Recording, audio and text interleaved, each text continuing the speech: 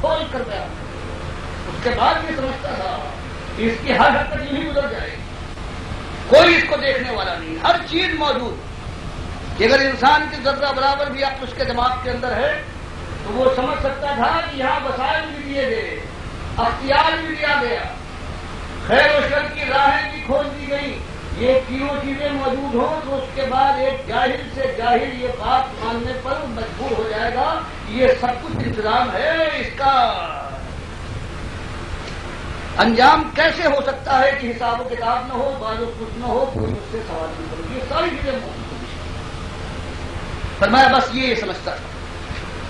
تو یہ انجام جس طرح سے آواز اٹھتی تھی راستے اور گلیوں میں, ایسی فضا کے اندر جہاں آخرت سے سارے لوگ بے پرواہ تھے الا یہ کہ اللہ اس کو توفیق دے رہا تھا, باقی سارا یہی حال تھا. آپ سمجھیے کہ وہ لوگ, وہ شہزادے قریش کے سرداروں کے, وہ ان کی بادشاہی کے تخت پر وراجمان جو ان کے روسات ہے, ان کے سامنے یہ آواز ان کے کانوں میں پڑ جائے تو کس طرح سے آگ بھر دیتی تھی, تلملا اٹھتے تھے. یہ کیا بات ہے,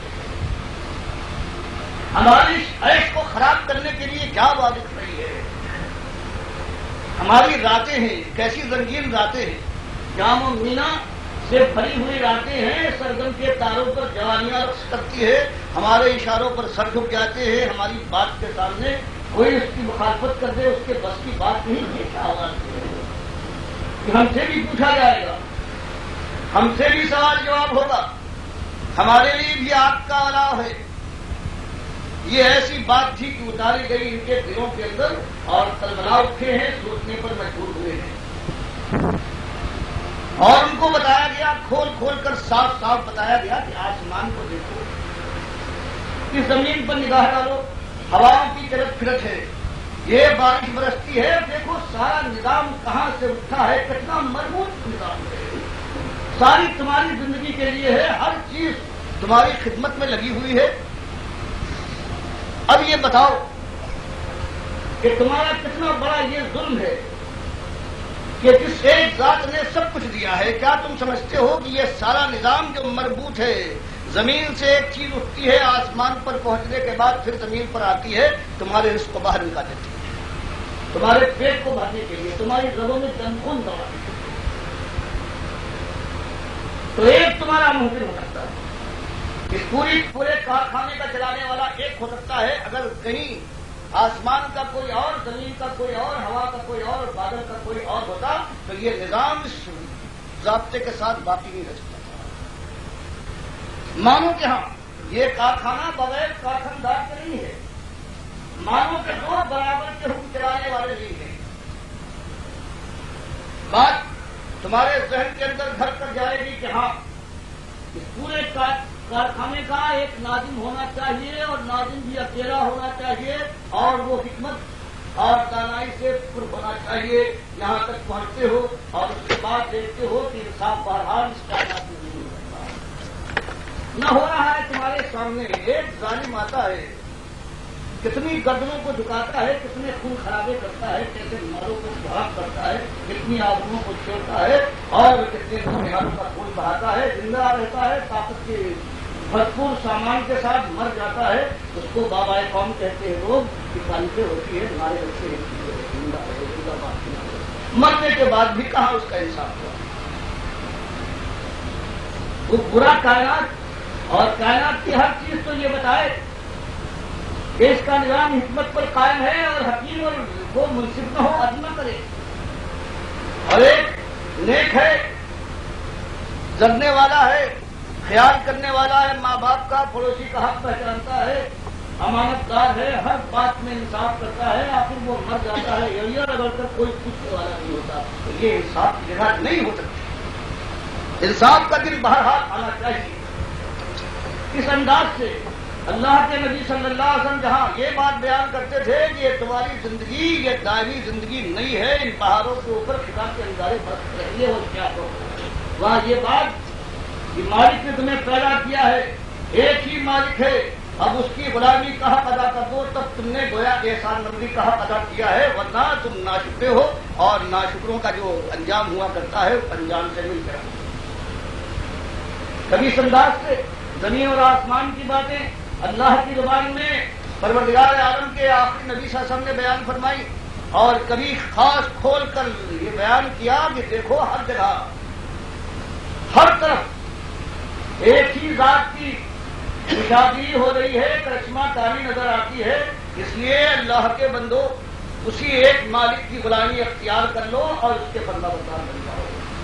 اور پھر کھول کر بیان کر دیا وما خلقت الجن والانس الا لیعبدون. یہ جو کائنات ہے بنانے والے نے کسی غیر کے لیے نہیں، کسی اپنے محبوب اور اپنے پیارے کے لیے یہ کائنات نہیں بنائی ہے. یہ سارا نقشہ ہے اس بنانے والے نے صرف اس لیے اس کو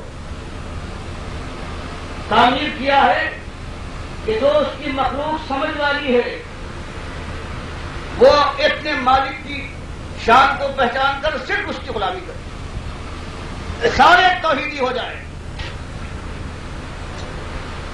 یہ ایک مقصد ہے. کائنات اللہ تعالیٰ نے قرآن میں یہاں یوں اس الفاظ میں بتایا ہے، کہیں اور پھیلا کر دوسرے انداز سے کہ جب یہ سب کچھ دیا ایک کا ہے، کھاتے ایک کو ہو، ایک کے ہو، سانس لیتے ہو اس کی فضا میں، چلتے پھرتے ہو اس کے راستے میں، ہر چیز اسی کی ہے، اور اس کے بعد غلامی کسی اور کی ہے. یہ مسئلہ اٹھایا گیا ہے اور وہ سمجھنے والے ہوشیار تھے، بات سمجھ گئے. یہ بات کیا کہی جا رہی ہے؟ سارے پرانے دفتر ہم لپیٹ دیں، تاریخ سے اپنے کو منقطع کر لیں، اپنی شان اور اپنی یہ تاجداری کا تاج اتار پھینکیں، اور یہ اپنے خاندان کے ایک چھوٹے کی بات مان کر ان کے مطیع ہو جائیں گے. وہ نمائندے کہتے ہیں یہ ایک کشمکش اٹھی ہے، اس کو بھی 1400 سال گزرے ہیں ایک بار.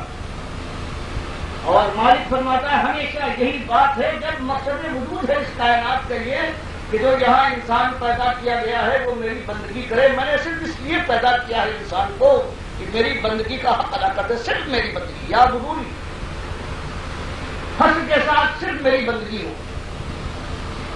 تو اللہ کے نبی صلی اللہ علیہ وسلم نے کسی بات کی طرف دنیا والوں کو بلانے کے لیے وہی روش اختیار کی جو پروردگار کا ہر نبی، ہر فرشتہ پروردگار کی ہر کتاب کو اس کی طرف بلاتی. وہی آواز آپ نے اٹھائی جو سب سے پہلے بھٹکنے والی قوم نوح تھی، وہ بگڑی ہے. تو اللہ کے نمائندے نے یہی ایک دعوت دی کہ کائنات کی ایک دعوت ہے، اللہ کے بندو تمہارا ایک مالک ہے اور اس کے غلام بن جاؤ، کسی اور کی غلامی کا دھبا اپنے دامن ایمان پر باقی نہ چھوڑنا. پھر ایک طویل کشمکش کے بعد معلوم ہے آپ کو کہ سارے ماجرے سوائے مومنوں کے ایک کشتی میں سوار صرف مومنوں کو بچایا ہے، صرف ایمانداروں کو بچایا گیا ہے، صرف توحیدیوں کو بچایا گیا، ایک بھی نہیں باقی بتا. اور اللہ قرآن میں اپنا احسان جتلاتا ہے، ایمان کی قدر و قیمت پہچاننے کے لیے لوگوں کی نگاہوں کو پھیرتا ہے کہ تمہاری آج زندگی چاہے تم بدترین قسم کے کافر کیوں نہ ہو، یہ بھی ایمان کی وجہ سے، ورنہ تمہارا وجود نہ ہوتا. نوح علیہ السلام کے ساتھ جتنے کافر تھے، بے ایمان تھے، سب مار ڈالے گئے. ان کی نسل نہیں چلی، ان کا بیج پروردگار نے مار دیا، ان کی جڑ کاٹ ڈالی. تو آج صرف ایمان کی برکت سے آج اس دنیا میں تم ہو، ورنہ تم دنیا میں نہ ہوتے. اگر تمہارے آباء و اجداد میں سے وہ جو حضرت نوح کے زمانے میں تھے اگر وہ مومن نہ ہوتے، حضرت نوح کے ساتھ کشتی میں سوار نہ کیے جاتے، تو آج ابو جہل تیرا موجود نہ ہوتا، امیہ ابن خلف تو بھی نہ ہوتا، ولید بن مغیرہ کا مقام نہیں ہوتا، تیری زندگی نہ ہوتی.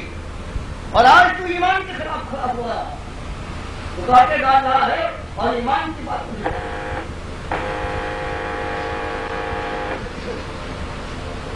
یہ بات اٹھائی گئی.